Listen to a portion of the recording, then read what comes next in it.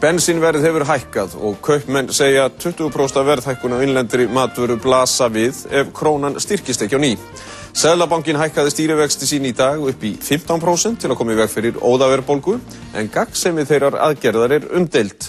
Formaður Vinstri grænna kennir aðgerðarleysi ríkisstjórnarinnar að svona komið í efnahagsmálunum. Við ræðum þetta mál eftir augnablik. En við skulum byrja á hækkunum á vöxtum, vöruverði og bensíni. En þeir Steingrímur J. Sigfússon, formaður Vinstri grænna, og Pétur Blöndal, formaður efnahags- og skattanefndar Alþingis, eru sestir hjá Brynju. Velkomnir. Jú, takk. Ef við byrjum á þessari stýrivaxtahækkun, stýrivextir hafa aldrei verið hærri hér á landi áður. Og aldrei verið hækkaðir í pressileg einu aðgerð. Og eru með þeim hæstu, jafnvel á hávaxtasvæðum. Hvað finnst til dæmis þér, Pétur, þessa vaxtahækkun?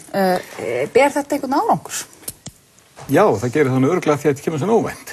Þetta er eiginlega besta aðferðin en menn alltaf gera þetta annan bóð. Já. Mér finnst hins vegar að bæði markaðir og forsvarsmenn banka og þeir sem að vinna á þessu markaði, að þeir séu svona dálítið taugaveiklun í gangi. Og ef maður horfir á síðasta viðskiptadag fyrir páska, þess að miðvikudaginn, að það voru alveg ógurlegar sveiflur, bæði í krónunni og hlutabréfum. Krónan fór upp í, gengisvíslan fór upp í 165 eða eitthvað svoleiðis, vestlét. Og það virðist vera mikið taugaveiklun svona, já, þetta er svona eitthvað óþol. Það er hræðsla.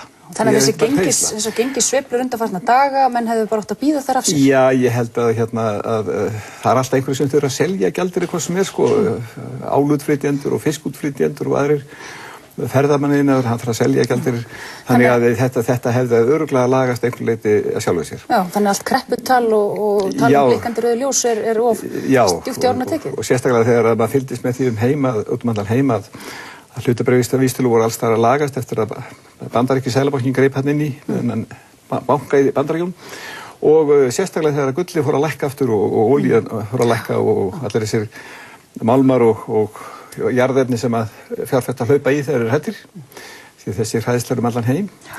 Og ég held að það verði ágætis þessi regla, sko, sem maður kenndi einu sinni að maður telli upp á 10, sko. Þannig að maður gerir eitthvað. Er þetta ekki rétt hjá honum? Ég meina að það hefur lagast ástandið undanfarna daga og bara strax í dag að þá fór úrvalsvísitalan að hækka 6,16%, krónan styrktist og þetta lítur aðeins betur. Vonandi er þetta eitthvað að snúast við, en ætli ákvörðun Seðlabankans frá því í morgun hafi nú ekki haft sín áhrif, og ætli það hafi ekki verið meðal annars það sem Seðlabankinn hafði í huga, að hreinlega að hann þorði ekki að láta markaðina opna hér í dag í ljósi þess sem gerðist fyrir páska, öðruvísi en að grípa harkalega í taumana. En þeir eru ekki nóg að gert, eða hvað? Jú, nei, ég tel auðvitað fyrst og fremst að það sem áskorti sé að ríkisstjórnin sé með í leiknum. Bara förum aðeins aftur yfir ástandi fyrir páskana, þessa taugaveikluna daga sem ég tek hjartanlega undir með Pétri að voru þarna, en það var fleira sem gerðist heldur en að gengið væri að hrynja, að hlutabréfavísitalan væri að dúndra niður og við stæðum frammi fyrir fyrirsjáanlegu miklu verðbólguskoti. Forsætisráðherra gaf yfirlýsingu að ríkisstjórnin ætlaði ekki að gera neitt. En er það ekki bara vegna þess að það er allt í ágætislagi? Já, það er nú alveg nýtt ef það er.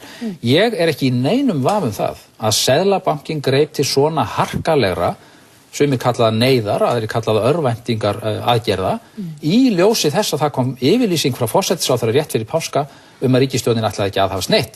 Þrátt fyrir gengishrunið, þrátt fyrir óróleikann og þrátt fyrir það högg sem er að skella á heimilunum í landinu. En hvaða aðgerðir? Og þegar við tölum að eitthvað sé að rofa til í þessum efnum út í heimi, þá er það þetta mikilvægt og hefur vonandi einhverju ákvaða áhrif hér, en gleymum því þá ekki að stærstur hluti vandans er innlendur, er heimatilbúinn og var komið til sögunar áður en hinn alþjóðlegi efnahagsmála óróleiki byrjaði. En hvað myndir þú gera ef við erum að tala um þríþætt vandamál? Já, ég skal fara aðeins yfir það. Við erum að tala um þríþætt vandamál, langvinnt jafnvægisleysi hér innanlands, viðskiptahalla, verðbólgu, skuldasöfnun. Við erum að tala um í öðru lagi nýtilkomið á síðustu mánuðum áföll utan frá, hækkun á olíuverði, matvælaverði, aðföngum og fjármála óróleika á alþjóðlegum mörkuðum. En við erum í þriðja lagi að tala um aðgerðalausa ríkisstjórn sem hefur ekkert hjálpað til og aðhafst. Við höfum lagt það til í frumvarpsformi að ríkisstjórnin komi til liðs við Seðlabankann með öflugum aðgerðum, styrki hann, auki eigið fé hans, stækki gjaldeyrisvaraforðann, bara yfirlýsing það núna að Seðlabankinn verði styrktur sem bakhjarl fyrir fjármálakerfið og til að standa á bak við gjaldmiðlinn, þessa krónu okkar, sem við munum nota næstu árin hvað sem öllu öðru líður, því það tekur í öllu falli mörg ár að gera þar breytingar á. Slíkar aðgerðir af hálfu ríkisstjórnar í samstarfi við Seðlabankann, í samvinnu við Seðlabankann, hefðu strax haft mikil áhrif og þá hefði Seðlabankinn ef til vill ekki þurft þessa harkalegu stýrivaxtahækkun sem auðvitað ekki góð frétt í sjálfu sér því það ekki gaman að keyra hér á þessum hrikalega háu vöxtum sem eru byrði á skuldsettum heimilum og atvinnulífi í landinu. Hvað segir þú þessar hugmyndir, Pétur? Þetta ekki góðra gjaldaverð? Nei, þetta náttúrulega margt að þessu ránt. Hvað ránt að þessu, Pétur? Hvað getur ríkisstjórn gert? Hún getur skilað ríkissjóði með aðgangi. Undanfarnar ríkisstjórnar hafa gert það með miklum ágætum. Með svo miklum ágætum að ríkissjóður skuldar bara ekki neitt. Hann skuldar bara ekki neitt sem afskaplega óvenjulegt í þessum heimi. Þannig að ríkissjóður hefur aldeilis unni með Seðlabankanum í þessu. Það ein meinsemd í þessu og það jöklabréfin. Þegar Seðlabankinn hækkar vexti, þá fer að vera mjög ábatasamt að hann býr til ákveðna peningamaskínu fyrir fólk sem tekur láni í japanskum jenum á nánast engum vöxtum og fjárfestir aftur á Íslandi með mjög háum vöxtum og stingur vaxtamunum í vasann. Og það leggur ekki eins og peninga, leggur bara fram ábyrgðir. Þannig að þessi jöklabréf, ég held að Seðlabankinn hafi ekki alveglega tekið það inn myndina. Og afleiðingin var það að gengið hækkaði á krónunni, af því að þessi útlendingar þurfti að skipta evrónum sínum eða jenunum í krónur. Og gengið hækkaði á krónunni, hún var mjög sterk og það þýddi það að allar erlenda vörur voru á útsölu. Við lækkuðum verð á öllum erlendum vörum hér innanlands og byggum við til að afskapla mikla kaupgleði innanlands og mikla neyslu.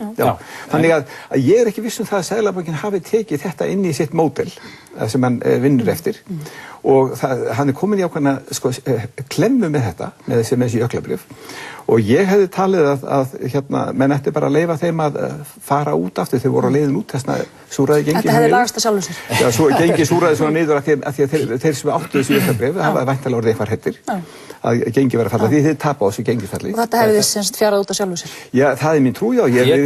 Málið það að það er útflutningsgreinar sem við Íslendingar lifum á. Það eru 4 stoðir. Það er fjármálamarkaðurinn, hann hefur ekki staðið sér sver undanfarið ár, mjög vel þar áður. Það er ferðamannaiðnaðurinn, hann stendur sákilega. Svo er það álið sem hefur hækkað alveg ábóðslega og svo er það fiskurinn sem hefur hækkað líka svo mikið að jafnvel kvótaskerðingin hefur ekki dugað til að slá á tekjur útflutningsfyrirtækjanna. Þannig að þetta allt saman, þessi útflutningur, hann þarf að selja gjaldeyri. Já, þetta ekki rétt, ég meina það eru utanaðkomandi straumar. Pétur er mjög trúr sínum arfakongi og herra forsætisráðherra Geir H. Haarde og flytur hér rök fyrir línunni að það þurfi ekkert að gera og þetta muni lagast að sjálfu sér. Og í raun og veru sé bara meira allt í lagi. Kannski eitthvað smá ímyndarvandi í útlöndum, eða ekki? Jú. Sem það bara rétt af. Og svo koma þetta með jöklabréfin. Ég er sammála því að það er visst vandamál að hafa þetta kvika fé hér inn í hagkerfinu og það hefur haft áhrif á gengið. En það er afleiðing en ekki orsök. Það er afleiðing af ástandi sem var orðið hér á haustinu 2005 þegar jöklabréfin byrjuðu að koma. Já. Hvers vegna var það ástand orðið?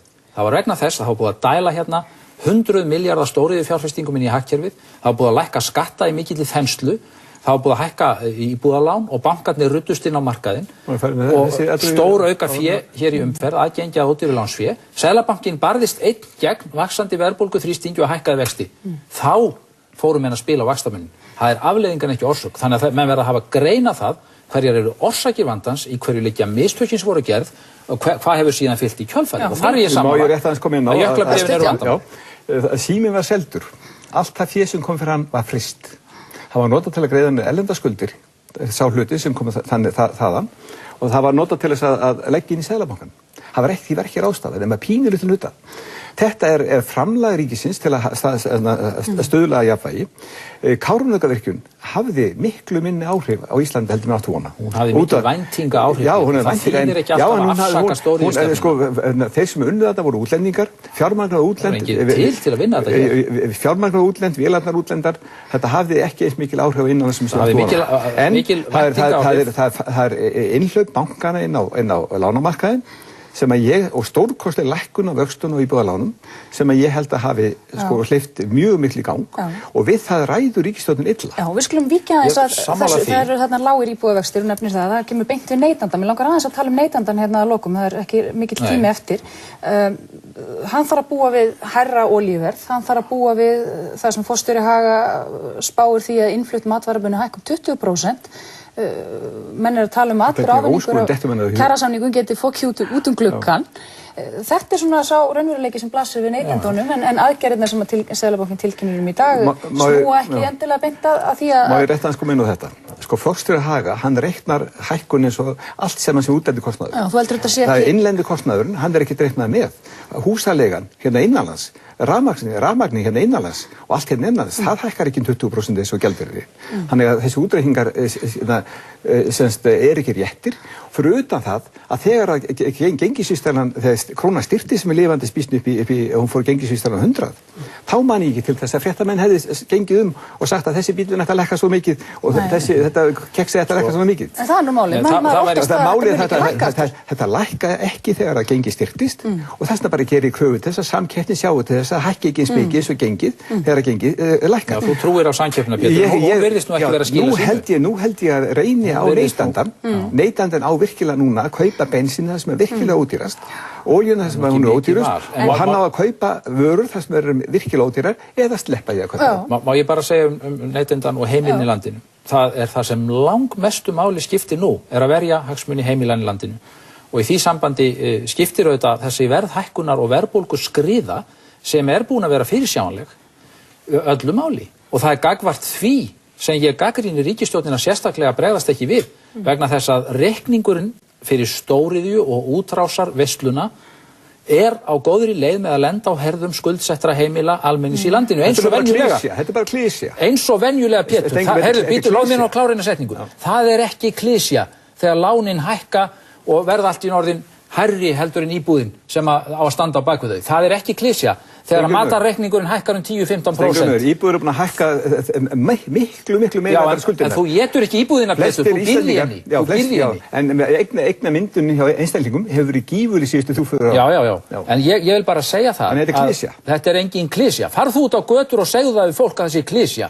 Að dýrtíðin skelli á því eins og blasir við núna. Og það siti hérna ríkisstjórn sem ætli ekkert að gera. Þetta er ekki stóriðjuframkvæmdirnar. Þetta eru afleiðingar af stóriðju og útrásarveislunni, óstjórninni, hagstjórnarmistökunum sem voru gerð á undanförnum árum og nú eru Jón og Gunna, almenningur í landinu eins og venjulega að fá reikningin í hausinn og þið sitið þarna og ætlið ekki að gera neitt. Ég hef grunum það að þetta sé vegna þess að Seðlabankinn hafi hækkað vextina mikið, hann hafi kallað búið til peningalækki fyrir útlendinga og jöklabréfin sé að einhverju leyti og þetta eru bara Seðlabankinn, Danir, bara einhverjir aðrir. Nei, það er staðin í heiminn alltaf.